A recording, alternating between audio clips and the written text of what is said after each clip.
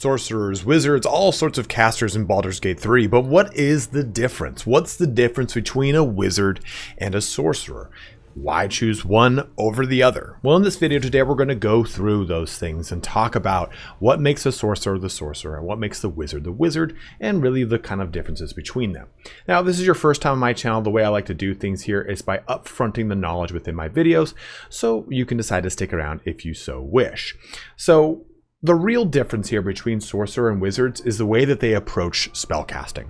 Sorcerers innately know their spells as part of some sort of bloodline, whatever it is, and they use charisma to cast said spells.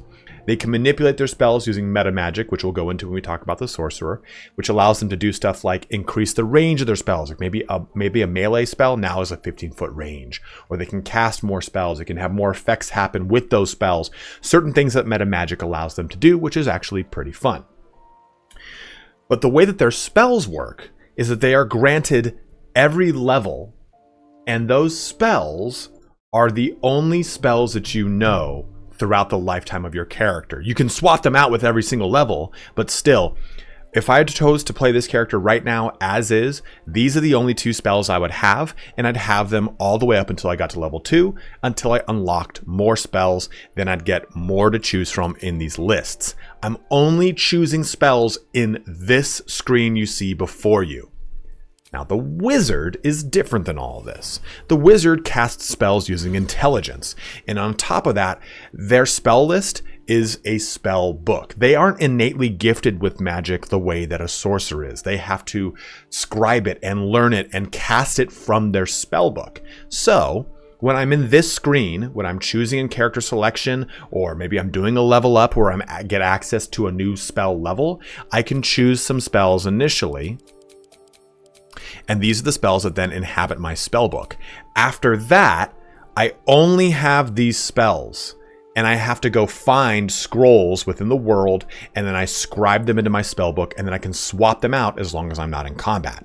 The sorcerer can only swap their spells out when they level up, versus the wizard swaps them out freely whenever they wish.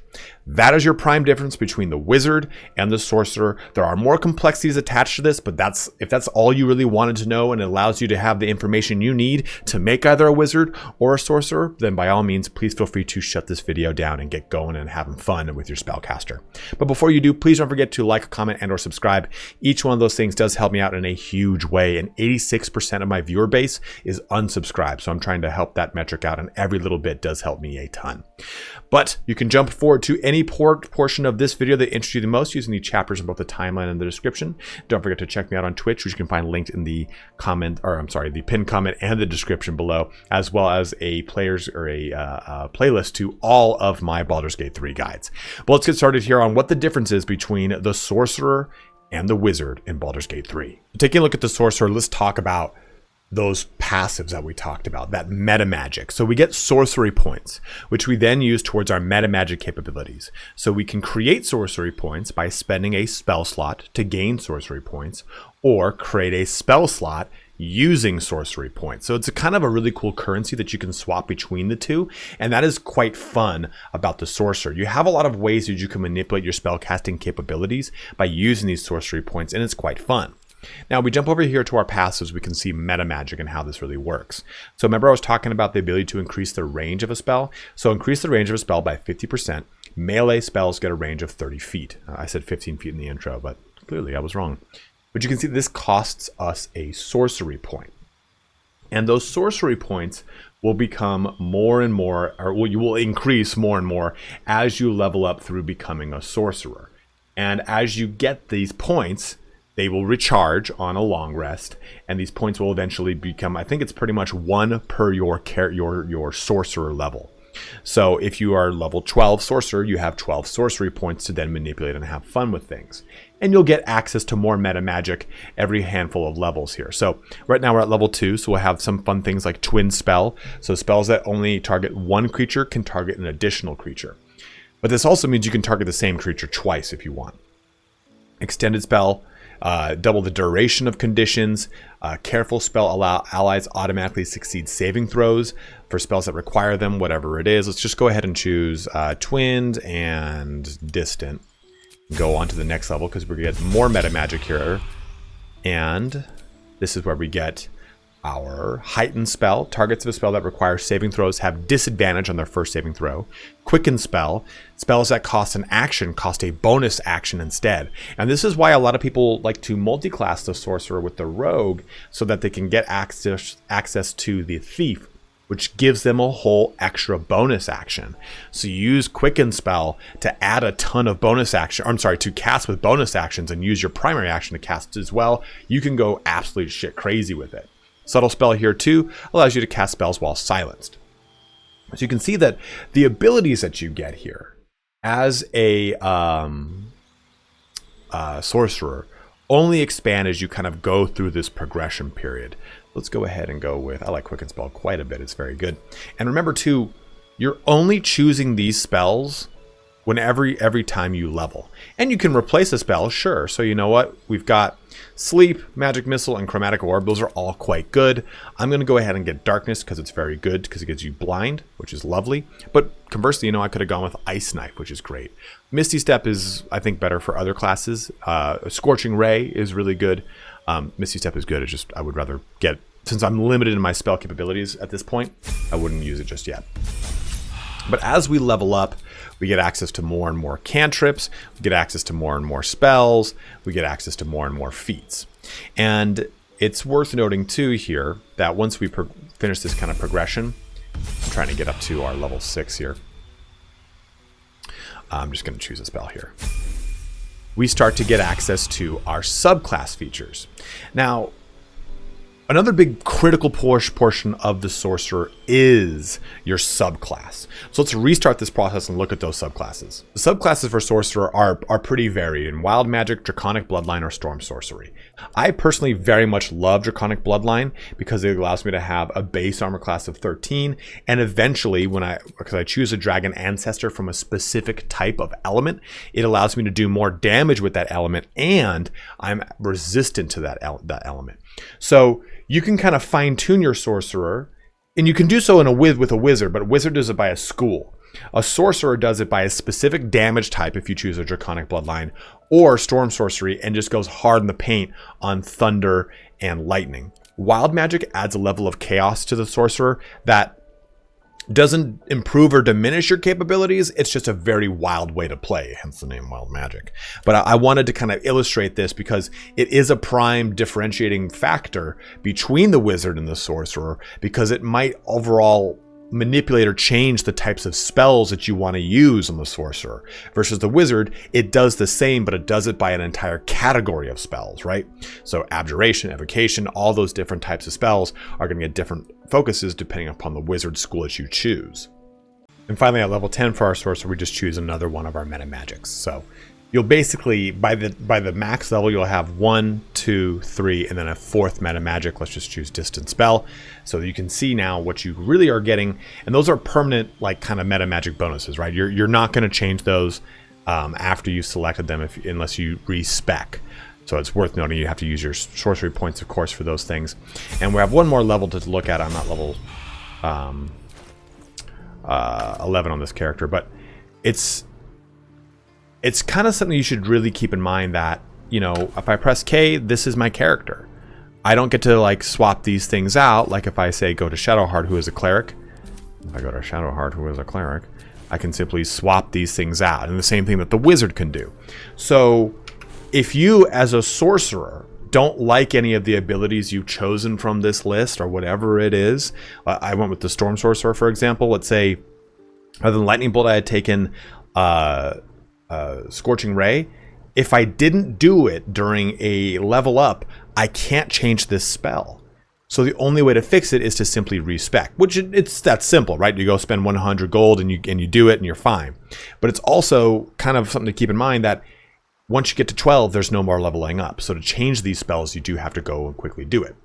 Personal opinion here, I actually like the sorcerer over the wizard because I find it a lot less kind of cumbersome. I find my spells a little bit easier to use. It used to be in previous editions that you actually had more spell uses or more spell slots than a wizard, and that's not like that at all anymore. From what I'm taking a look at with this chart, your actual spell slots and the amount of uses you've got at level 12 is 4, 3, 3, 2. I'm sorry, 3, 2, and you'll get a level 1. You'll get a single 6th level spell as a sorcerer. A wizard gets the same exact spell levels, or spell slots. So you're not losing out on any kind of casting capability as far as how many times you can cast spells in a given fight or whatever it is, like you used to. But I just prefer personally the way that sorcerers kind of use and manipulate magic. And for me, this is a very like, okay, I don't have a big brain, so this is a finite amount of spells I'm using. Great, cool, got it. The wizard, on the other hand, is pretty much a key that can open any lock. So let's now take a look at what wizard is like. One thing though to mention before we jump over to our wizard, and it's kind of not necessarily a hidden thing, but it's something that is nice about playing as a sorcerer is you have a high amount of charisma, meaning that all of your charisma saving throws are easily accomplished as a sorcerer because you're going to have the ability to jump into any one of these abilities like intimidation or persuasion, which I already have proficiency in. Well, it gives me a +8, right? Because that's my proficiency bonus into it. And then I'm getting my charisma bonus into there too. So they're very good as kind of front-facing conversational characters for your campaign. Opening up our conversation on wizard, we're just going to jump right into subclass. And this is one of the things that makes the wizard stand out, outside of the fact that you're now casting with intelligence like we talked about before. That is your primary stat. It's what you're going to be focusing on. With your subclass, you get a specific focus, and that focus is going to grant you certain abilities. So let's take a look at Evocation here. Evocation is probably one of the more popular ones because it's very good if you just kind of want to have a wizard that's on the rails. You don't have to think about it. You don't care about the future of it, right? Well, sculpt spells create pockets of safety within your evocation spells. Allies automatically succeed their saving throws against these spells and take no damage from them. So this allows you to go completely crazy as a wizard. You never need to worry about the spells you're casting if they're going to do damage to friends, because this just makes it so that they're free. They get like every single subclass will get additional abilities down the road too. Take for example evocations 2, 6, and 10. Level 6 they get potent cantrip. Your cantrips become harder to evade. When a creature succeeds at saving throw against one of your cantrips, it still takes half the damage, which is cool. And then eventually empowered evocation. Your grasp of evocation magic has tightened, and you can add your intelligence modifier to the damage rolls with any evocation spell. And evocation in general are all your damage spells. So this allows you to kind of hyper focus your wizard, or at least get a benefit of using a specific school, because you'll get usually some sort of bonus to using that school, and scribing the scroll into a spell costs less. So learning evocation spells from scrolls only costs you 25 gold per spell level, not 50. Take, for example, a level 2 spell would cost you 100 gold on any other school that you don't specialize in, versus the one you do specialize in, it's only going to cost you 50 gold, right? A level 2 spell at least. But divination is really good, necromancy is really good. A lot of people really love transmutation here. There's a lot of really cool subclasses you can jump into, and it is part of the big distinguishing factor of your wizard. But another one is your Arcane Recovery and your Spellbook. So let's take a look at those. Arcane Recovery is really nice because if you hover over this, replenish spell slots while out of combat. You cannot restore spell slots above the 5th level. And there is a formula for this. And the formula is the recovered spell slots must have a combined level that is less than or equal to half your wizard level rounded up. So what that means here, I am a level 5 wizard. And because I'm a level 5 wizard, that would be my wizard level divided in half, which would be 2.5. We round that up. We have 3 Arcane Recovery charges. You never need to know that formula because it's always going to be right there. That number is going to just show you. Don't worry about the formula. I'm just letting you know as a player. Now, the total number of spell slots that I can recover, and they're recovered, not added. I'm not adding a spell slot here like I can with the sorcery points from the sorcerer. I'm replenishing expended spell slots. So I can either add 3 level 1 spells, or 1 level 2 and 1 level 1 spell, or 1 level 3 spell. Whatever it is, I have that option here. So let's go ahead and just use like this, level 2. And we'll use this right here at level 1. And there we go. We spent these 2. So we'd press this button and do this, and we can do recover level 2 spell slot. That's going to cost 2 of my arcane charges, right? Every single spell slot level you use, it's going to cost a charge. Now my last charge, I can go ahead and recover my level 1 spell slot.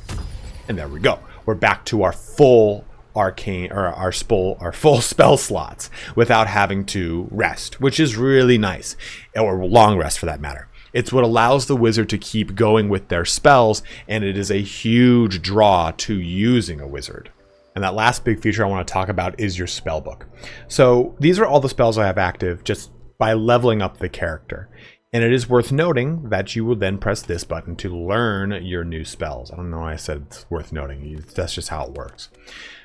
Something, though, to keep in mind. These abilities are only those scrolls that I have in the topmost layer of my backpack and in this specific character's backpack. What I mean by that is, if I go into this bag, it's filled with scrolls. And those scrolls are not going to appear there if they are not in my topmost layer.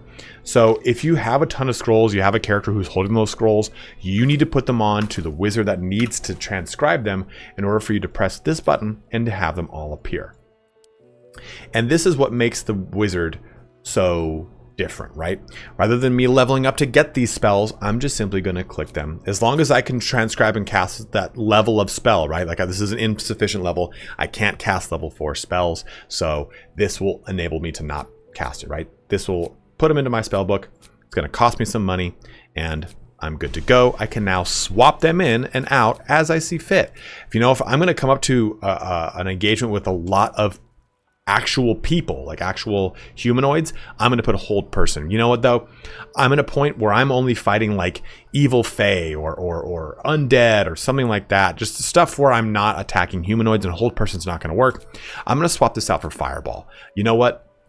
I'm now going to start dealing with a ton of stuff that can see while blinded. So you know what? I'm going to take out darkness. I'm going to put in a lightning bolt here. So you swap these out with the engagements you have in mind. And maybe you save scum a bad engagement that went completely wrong for you. You can approach it differently as a wizard, which I think really makes them a very kind of fun tactical type of playthrough where you look at the different ways you can do things rather than just simply jump in and ass wild like a sorcerer has. Hey, these are the spells I got and this is the spells I'm going to cast, guy. Nope, with the wizard, you get to really kind of custom build out your approach to every single engagement. So outside of all those things, the Arcane Recovery, all that stuff, there's another portion of the sorcerer that is not really truly linked to, another portion of the wizard that is not truly linked to like a differentiation between the two classes. It's more linked to the scrolls that you have access to in this specific campaign. And it's going to be different if you play tabletop RPGs as well, right? See this scroll right here? Scroll of Otto's Irresistible Dance. This is a special scroll that you're only going to get access to if you do a very specific thing in the campaign. If you don't do it, you never get access to it. So a sorcerer would never get access to it, and a wizard that doesn't encounter this in the campaign will never get access to it.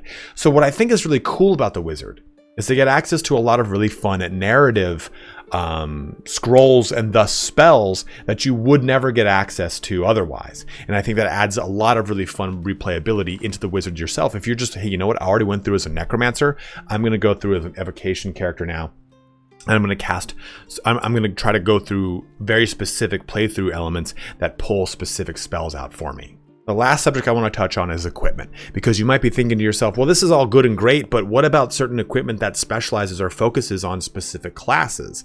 Now, while those things do exist for the spellcasters, most of the stuff is completely up to you. It's not linked to a wizard or a sorcerer. It's linked to the act of casting a spell, which is really cool. There is a specific tiara in Act 2 or a diadem, whatever it is, that gives you 17 intelligence. So that's really nice to have. You can just use that if you want to make, like, say, a fighter and spice into wizard, then you get intelligence. But here's this right here. Birthright. This gives me 2 charisma. This is a sorcerer hat, but it's not a sorcerer hat because it's linked to sorcerer. It's a sorcerer hat because it's linked to charisma, which is nice, which is cool. You know, I don't feel like, oh man, I'm missing out on a cool hat because I'm an intelligence caster. versus, say, Potent Robe here. Your cantrips deal additional damage equal to your charisma modifier. Now, this is a sorcerer robe. Well liked and well fortified. At the beginning of the wearer's turn, the robe activates, granting them temporary hit points equal to their charisma modifier. But you could just as easily use this on a bard or on a warlock. I mean, you could use it on a paladin. Wouldn't make a lot of sense, but you can. So you can see this is not, again, a sorcerer robe. It is linked to the charisma modifier itself. Take, for example, though, instead, the Robe of the Weave. You gain +1 bonus to spell save DC and spell attack rolls. Whenever the wearer succeeds a saving throw against a spell, they regain 1 to 6 hit points. So regardless of whether or not you're playing a wizard or a sorcerer, this totally applies to you. You're making spell save DC and spell attack rolls, you might as well. And you're going to get 1 to 6 hit points. And you get 2 AC from this bad boy. Take a look at these gloves. Take a look at this photograph. Your armor class increases by 1. That's great. You have, oops, wrong boots. I thought I had a different boot on. Where is it? Aha, here we go. Spellcrux Amulet. So this is a spell slot restoration class action. It just replenishes an expended spell slot, regardless of being a sorcerer or a wizard, which is always kind of lovely, right? And then lastly, we have this staff, which is a legendary staff. It's a very good one. You gain 1 bonus to spell save DC and spell attack rolls. The same thing we got off of our robe here, so that's +2 bonus. And now we get Arcane Battery. Alleviate the arcane burden of spell casting with the power of the staff. The next spell you cast doesn't cost a spell slot. Man, that's sick. Also, it's got this little guy right here. Imbue yourself with elemental energy sourced from the draconic goddess Kareska. So this is not a sorcerer or wizard item. Again, I guess you can kind of make the argument here, oh, it was given to me, the draconic bloodline, sorcerers, blah, blah, blah, blah, blah, blah. But still, my point remains here. Don't feel like you're going to be shut off from certain equipment that's class locked. You'll only be locked off or cut off from equipment that is ability score, quote unquote, locked or focused. So just to give you a further example of how your wizard and sorcerer can benefit from using the same items, but have different ways to approach the game. And with that, it brings our video here to a close. So hopefully now you have a better idea of how the sorcerer and the wizard interact in the game world of Baldur's Gate 3. There are 2 different classes, but also classes that are very similar. They both have spell slots. They both can manipulate their spells in some way, shape, or form, either through a school of magic as a wizard or as meta magic and sorcery points as a sorcerer. You have access to a wide range of spells with both classes. The sorcerer is locked into those spells. The wizard pulls them from a spellbook.